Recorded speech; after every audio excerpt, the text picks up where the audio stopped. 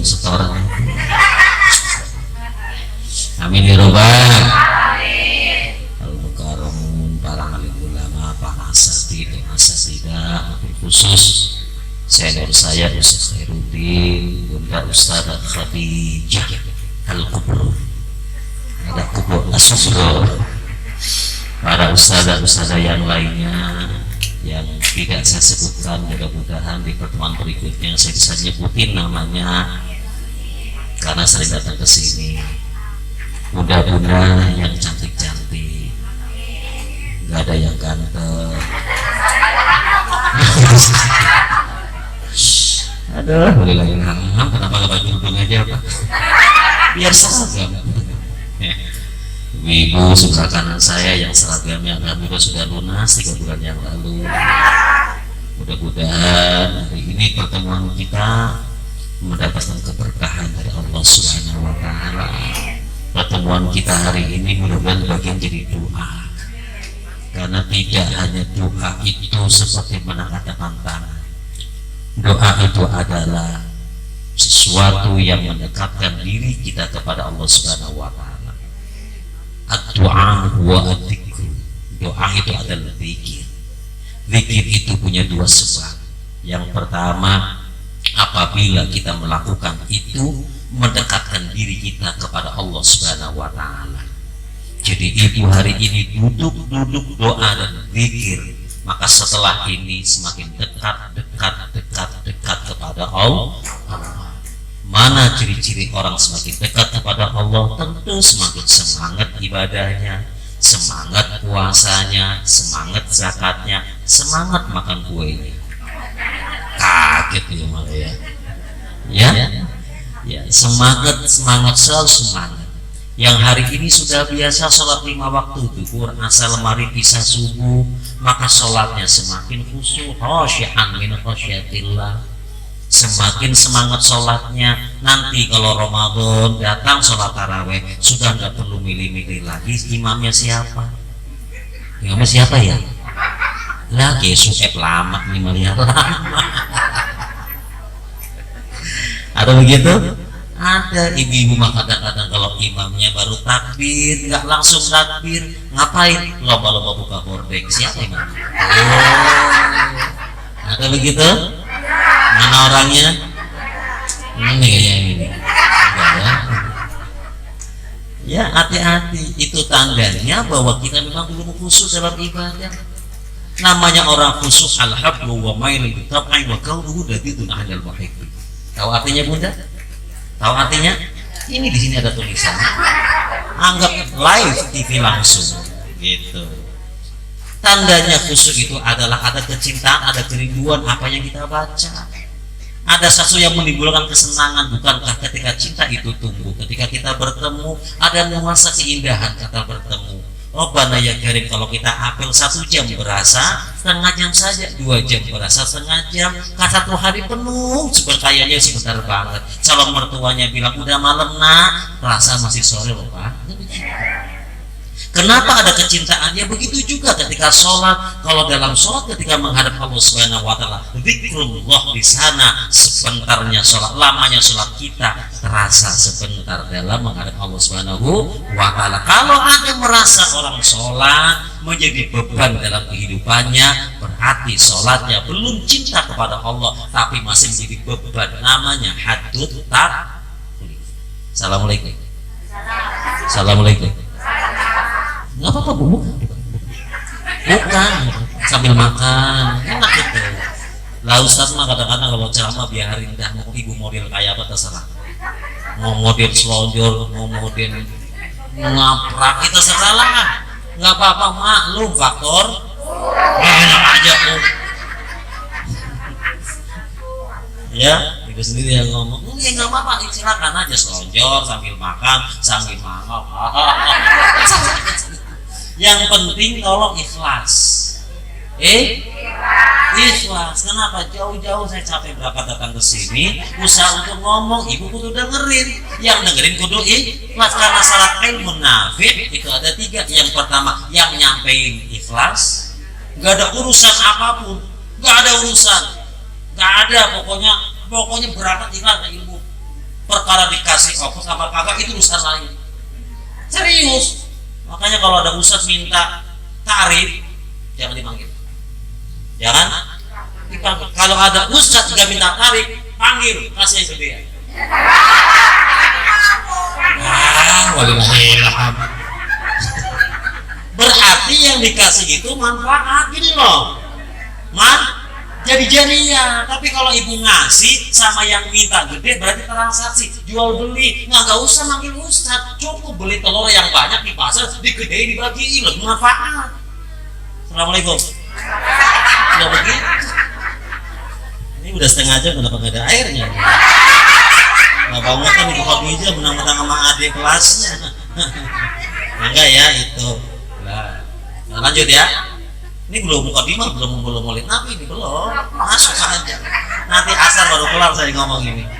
Tuh, khusus. Kosian. Kalau ada orang sholat masih bermasalah problem, kelar kapan ya Allah, ngapain ayatnya ya Allah, walillahilham. Ini urusannya gimana nih Imam Suhaib sama Bahir. Allahu Akbar. Allah ya Allah, ya laki gua gimana urusannya ini ya.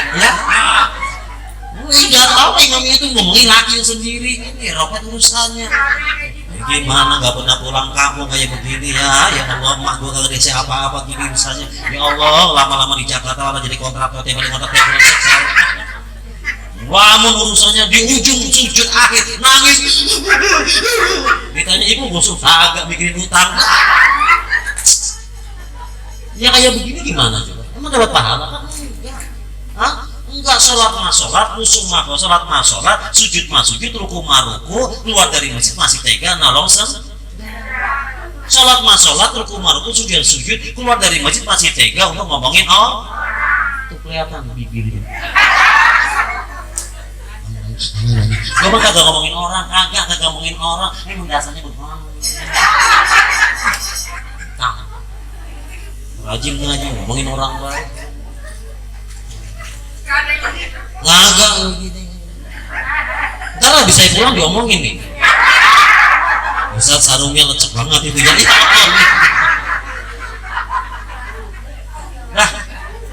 Nah yang pertama mulai yuk, yang benar ngajinya yang benar. Ini doa atau zikir. Yang kedua itu dimana juga kalau kemudian kita melakukannya semakin menjauhkan diri dari sesuatu yang dibenci oleh Allah Subhanahu wa Ta'ala. Ngomongin orang enak apa enggak? Enak, sedap. Tapi Allah kagak suka, jangan dilakukan. Jangan dilakukan. Harusnya setelah ngaji begini, pulang ke rumah sudah enggak ada judulnya ngerumpiin lakinya di Facebook. Laki gua mah kebangetan ya. Mak kenapa bunda? Itu saya nggak dikasih uang bulanan. Sabar ya bun, banyak. Mulai besok upload lagi gandengan di mall kan tuh banget. Ya, tuh. Nah, bunda yang dirahmati Allah Subhanahu wa Ta'ala, khusus ayo ngaji, mudah-mudahan ikhlas. Pulang ke rumah doa itu akan sampai kepada yang ada di sekitar kita. Pulang ke rumah pegang anak kita insya Allah langsung menjadi orang yang soleh. Ucapan doa itu semakin tajam. Laksana pisau itu sudah diasah hari ini ngaji. Jadi berbuat baik ngaji nggak ada sifatnya yang tidak yang rugi, semuanya manfaat. Yang penting caranya.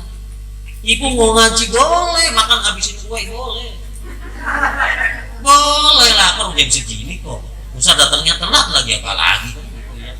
Tapi kemudian ikhlaskan, gua kusukan, paham kagak paham, yang penting gua bengong. Emang ceramah saya lucu itu, karena enggak ya. Biasa, ini kan biasa. Emang begitu. Bu, assalamualaikum. Ya, siap. Senyum sama bu lah. Ya kan.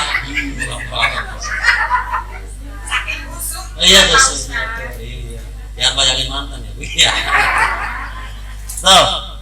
Pulang ke rumah yang dipegang itu doa, anak pegang anak langsung sholat.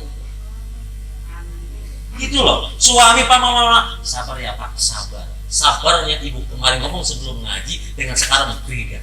Karena ketika keluar itu kalimat, keluar doa, ngelus anak, itu akan berpedar nur. Apa itu nur? Nur itu akan muncul, nurullah itu muncul dari ilmu yang ibu ambil hari ini. Jadi jangan salah, kalau orang ngaji itu bukan doa, salah. Itu doa. Perkara hari ini anak belum soleh, anak hari ini masih bandel, itu urusan lain, itu urusannya hidayah. Tapi ibu jangan berhenti berbuat amal, berbuat baik, doa, zikir. Karena itu adalah doa, itu adalah zikir. Pasti ada efeknya. Mungkin hari ini ketika ibu masih hidup, anak belum soleh, tapi ketika meninggal, tiba-tiba Allah kasih hidayah. Anak yang paling bandel, dia yang paling sering baca tali dan sial. Ibu pengen dapat anak soleh? Ini anak soleh? Syaratnya gampang, kasih nama soleh. Nama kamu siapa? Soleh. Pulang ke rumah nangis ganti namanya jadi soleh. Dia jadi anak yang soleh. Ibunda yang dirahmati Allah Subhanahu wa taala, Ibu Khadidah yang saya banggakan, Kiai Khair yang saya muliakan. Kenapa kita ingin mengadakan maulid? Ada bisa jawab? Yang bisa jawab saya kasih hadiah. Saya kasih hadiah bonus umroh. Rasulnya. Ya. Kenapa kita mengadakan maulid? Yang pertama karena Rasulullah pun mengadakan maulid. Qudima Rasulullah sallallahu alaihi wasallam bil Madinah.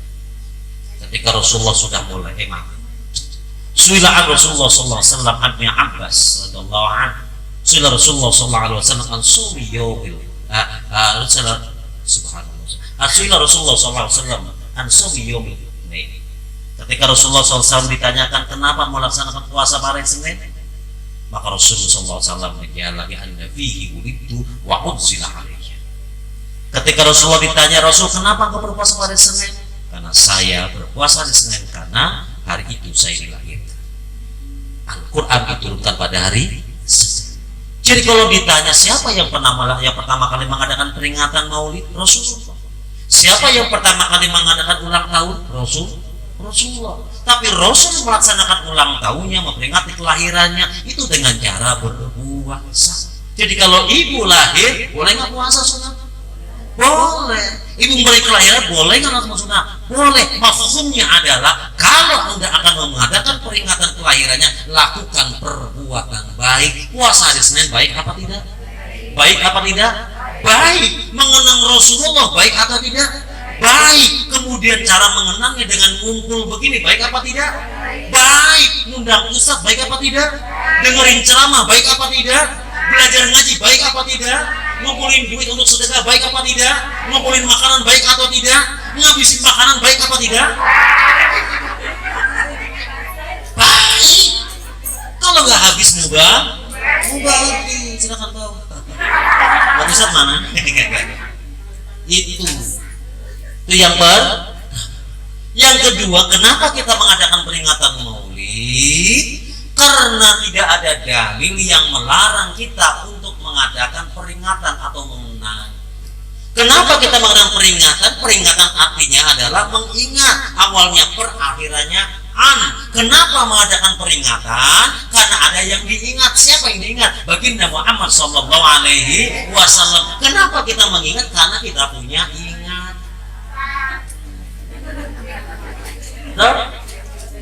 Kenapa kita punya ingatan dan bisa mengingat? Karena ingatannya kita normal. Jadi ibu jangan marah kalau ada orang yang melarang mengadakan peringatan. Boleh jadi yang larang ingatannya kagak. Ibu yang ngomong saya. Assalamualaikum.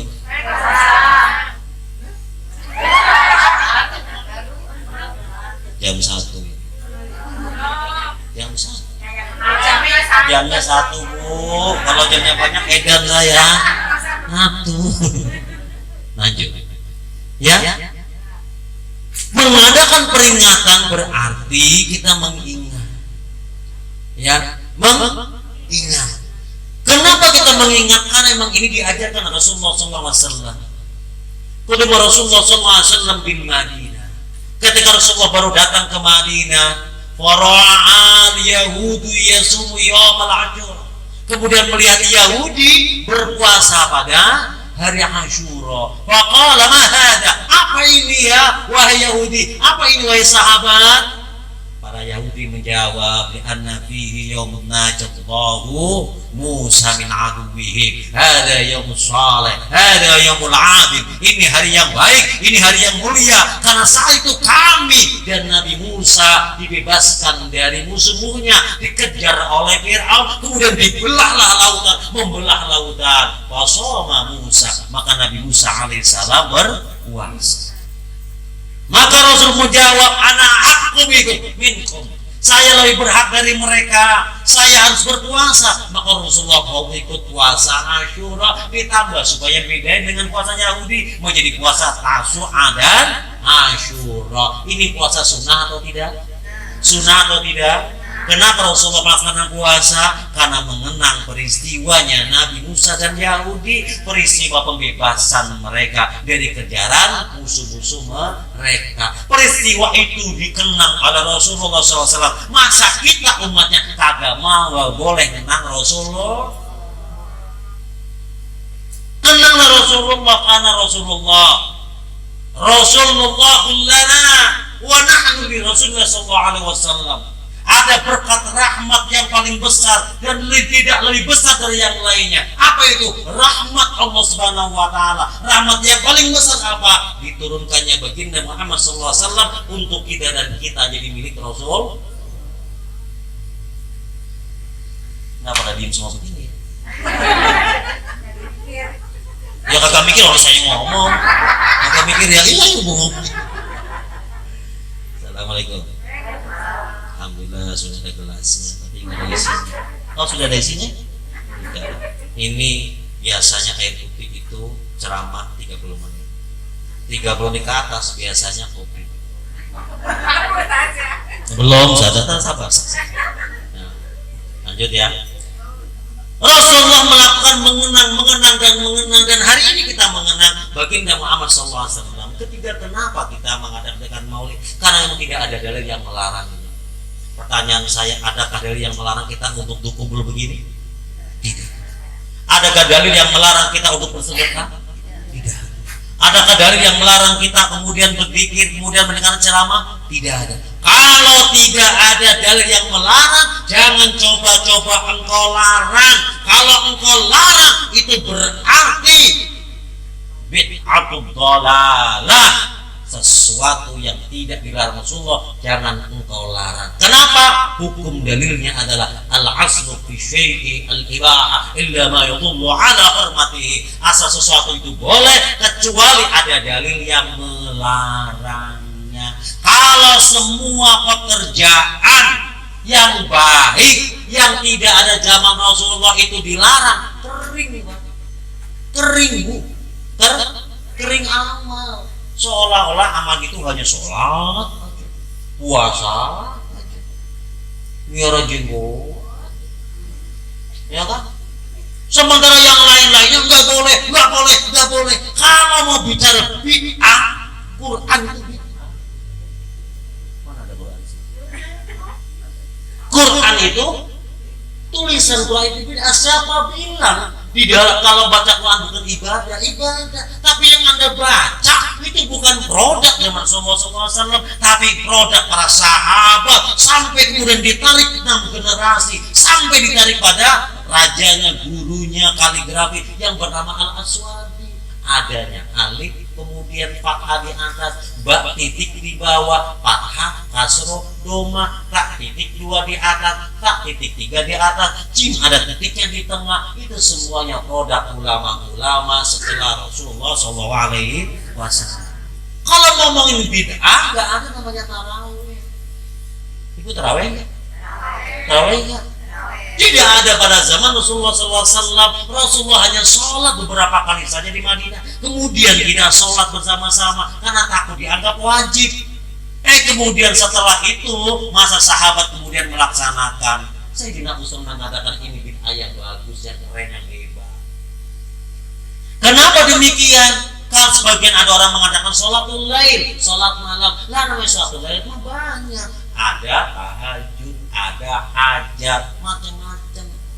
Maka sahabat menyebutnya adalah rawaha alias tarawih, sholat untuk mengistirahatkan batin kita dari urusan dunia. Nikmati tarawih itu karena supaya kita nikmat, perpanjang tarawihnya dengan tenang dan adem. Cari sholat tarawih yang banyak, semakin banyak pahala. Lah zaman sekarang mah sholat tarawih bukan karena Muhammadiyah bukan, NU 8, Muhammadiyah 20, enggak. Yang zaman sekarang orang pilih tarawih tepat karena apa? Kenapa? Emang demennya yang cepat.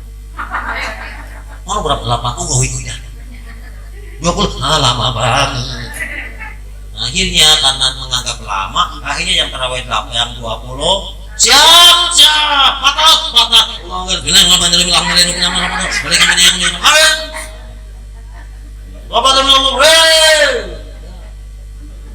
namanya rawaya santai. Pernah ada kejadian di kampung itu, ustaznya tarawihnya 20, lama banget, pulang dikebugin bu. Dikebugin lama banget loh. Serius ya Allah. Ya waktu laki-laki jadi terawih. Jadi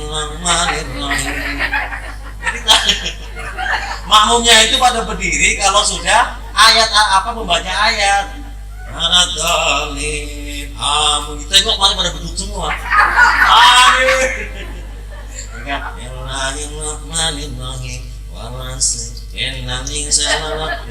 Giliran mau terakhir pada berdiri. Allahu Akbar. Begini tuh. Giliran terakhir pada puyeng. Lama-lama ya udah aki-akinya dijorok gini. Ada itu beritanya itu di koran itu, Allah saya ketawa dijorok gitu aki-akinya. Sampai jatuh ya, sampai dosa, kasihan ya. Ayo ya. Ya, terus kenapa kita mengadakan peringatan Maulid? Karena kita rasa cinta pada makhluk.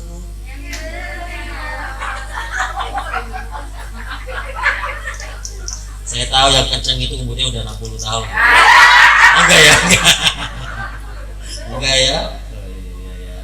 Oh, iya ya. 70 Ustaz itu kan. Cinta itu kan sesuatu yang sulit untuk digambarkan. Ya, kalau udah punya cinta apapun berkorban, kata anak muda, bila cinta sudah terpikat, tai kucing rasa tai kucing. Betul? Tuh. Namanya cinta ya kita bela-belain. Baca rawi, baca riba, saraful anak, semuanya baca sholawat berkepanjangan. Kita karena cinta. Dulu ada suku Badui. Orang Badui Arab itu tidak kayak Badui di Indonesia, tinggalnya di hutan. Keluar jualan madu, jalan kaki kemana-mana. Tapi Badui di Arab itu hidupnya keras, di padang pasir, pindah-pindah nggak punya rumah, maka dia hitam tua keras, jarang ketemu dengan orang. Ibu kalau nanti umroh dengan saya, ya, amin apa sih? Spirit banget. Puasa umroh dengan saya. Nanti pakai umroh, nanti pakai travelnya Geraha Ahmad. Ya, nanti kita akan naik ke Jabal Nur. Kita naik ke Jabal Nur. Ibu naik, saya kagak. Tinggi. Tinggi. Gimana Bu? Musa capek banget. Kalau iya serius, kalau udah pernah Jabal Nur, ayo toh, saya mau, bayar berapa? 100 rial, ayo berangkat. Udah, Bu naik ya Bu ya. Oh, saya capek, Ustaz kok nggak naik? Saya jaga di bawah Bu, takut ada yang duduk.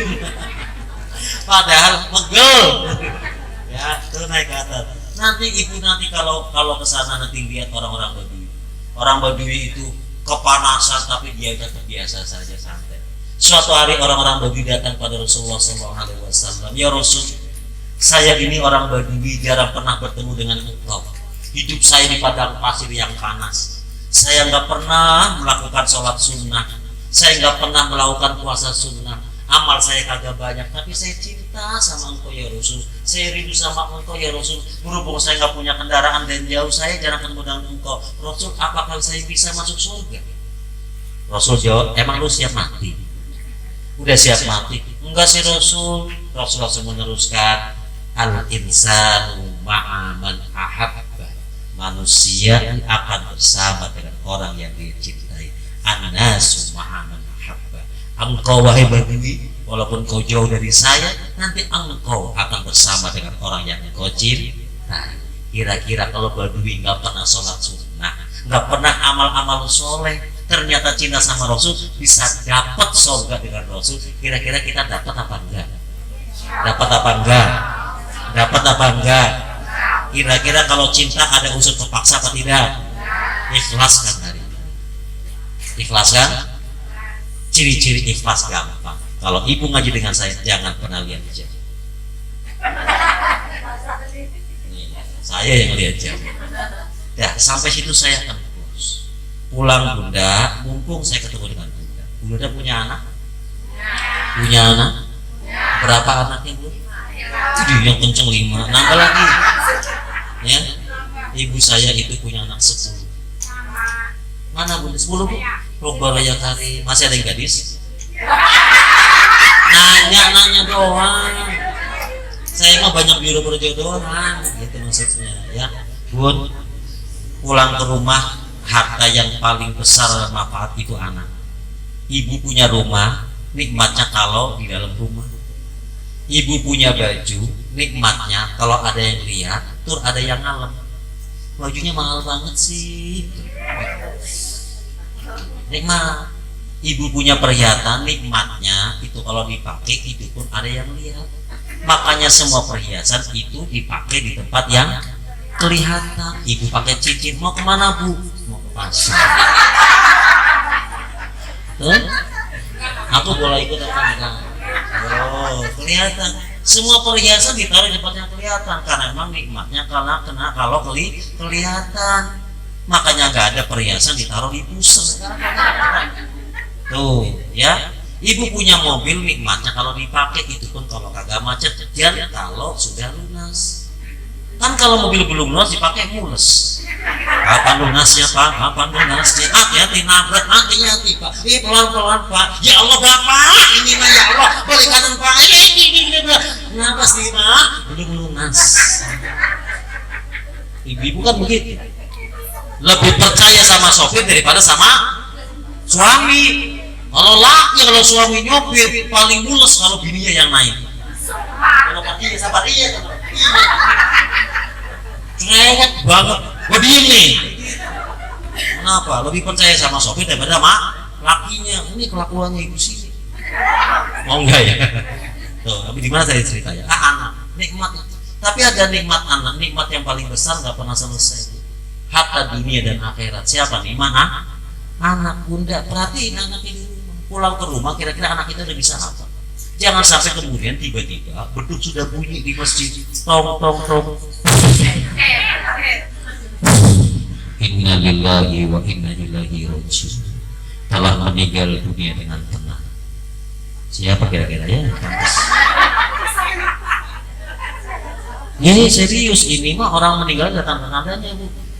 Ada tanda-tandanya. Kenapa? Alamatul maut itu ada. Apa sih alamatul maut? Mana macam-macam. Yang pertama adalah wasta'alar ra'su. Orang tanda mati itu yang pertama ciri-cirinya rambutnya sudah mulai beruban. Periksa masing-masing. Kalau ya ada apa? Itu bukan uban kan? Kalau ada yang rambutnya sudah mulai beruban, hati-hati dia dekat dengan mati. Kayaknya pasti dengan ini Mas ya. Oh iya. Bisa mulai dari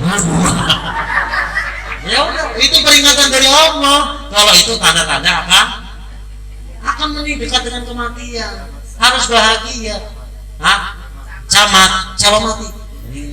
Nah hari ini ya rambutnya berubah, kudu cepet-cepet semir. Enggak lah. Ya, tuh hati. Tuh tanda mati. Dua tanda mati itu apa? Keriput. Udah yang keriput siap-siap. Ya biasanya mah kalau karena ibu takut keriput ya biasanya gitu ya, pagi kering, malam kering, pagi malam, alhamdulillah putih semuanya, leher hitam, muka putih, leher belang hitam semua. Kenapa? Ustaz salah ngasih krim. Tuh, hati-hati. Cuman ya maaf ya, nih maaf nih, maaf ya, maaf ya, maaf ya, maaf nih, maaf nih, maaf nih ya. Sorry nih, maaf nih saya kasih tahu. Nih, bukan jorok, usia muka itu dengan apa nih pantat ini 11-12 abang-abang adik. Serius, serius nih. Waktunya mukanya keriput, pantat ikut. Waktunya mukanya turun, pantat ikut. Tuh. Nah zaman sekarang mah wajah-wajah ini wajah kadang-kadang ketipuan semua. Karena perawatan jadi bening tuh, walaupun umurnya 60 tahun. Makanya nih panjenengan nih ya, tolong laki-laki kalau mau naksir cowok cewek jangan lihat mukanya.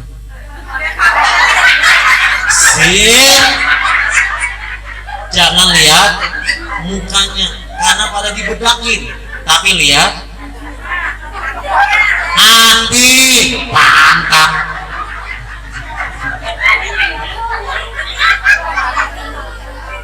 Apa? Ustazah di belakang bengong aja. Ustazah maaf ya Ustazah ya, dibengongin sama saya. Ustazah maaf ya, ya maksudnya jadi kagak enak ada Ustazah di belakang saya. Nah, ya. Tuh ya, punten Ustazahnya. Tapi di mana tadi ya? Tuh lagi browsing Ustazah ya. Emang ada begini gitu ya. Tuh lanjut tuh ya. Tanda mati yang ketiga yang pertama tadi 2-3 itu adalah lemah ajus. Wa manu amiru naqisu fi khalqi. Lemah mata melihat lama-lama kotokan. Telinga dengar lama-lama bubet. Mulut ngomong lama-lama caden. Ya kan? Hidung yang bisa nyium tajam lama-lama bakal. Makanya kalau lihat aki-aki kentutan mulu jangan diomelin. Kentut musik kok, aki mah biar kentut kagak bau. Ya kita cernaknya, ya gigi kentut mah kagak bau. Lah cucunya, nah pada pingsan semua 5 orang. Kenapa hidungnya bahang? Bahang lemah. Tadinya bisa lari lama-lama pelan. Makanya hari ini yang dekat dengan mati kelihatan. Ingin tahu ciri-cirinya? Gampang. Yang dekat mati biasanya ngajinya senderan.